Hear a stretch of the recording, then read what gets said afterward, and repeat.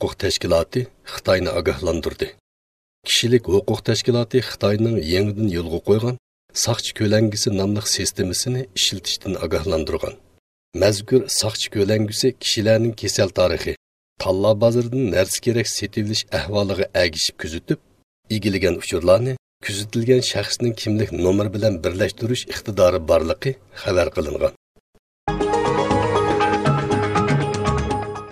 Xitoydagi kishilik huquqni yaxshilash haqida ochiq xat. Kanada bosh vaziri Jarsin Trudeauning Xitoyga qiladigan ziyorati arifsida bir qancha tashkilot birlashib ochiq xat yozgan.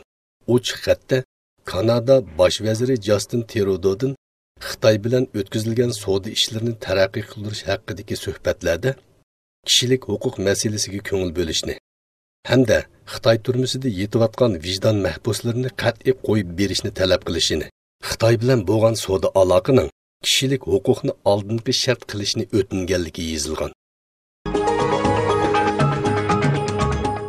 Yamanda to'qinishlar avjiga chiqqan.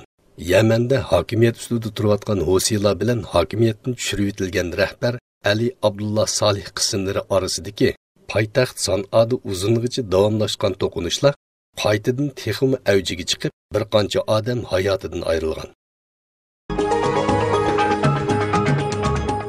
Iordaniya Isroiliyaga not topshirdi.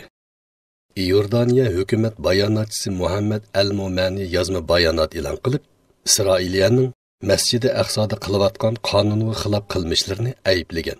U bo'libmi radikal Yahudi ko'chmanlarning har kuni saqchilarning qo'g'dishi ostida Masjidi Aqsoning hovlisiga ig'vogarchilik xarakterli harakatlarni qilgan holda kirdiganligini alohida ta'kidlash bilan birga, Yahudlarning bu qilmishlari xalqaro qonun va kishilik huquqni oyoq osti qilganlik degan.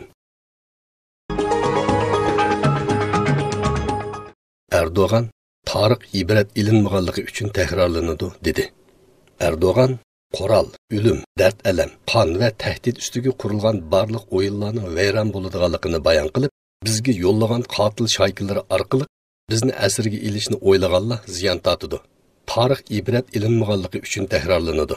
Rayonimizda shaykalarning qo'li orqali xohlagancha jinoyatlarni o'tkazib, qotillarning dumbisini silab yurganlar cho'qim numusga qoladi dedi.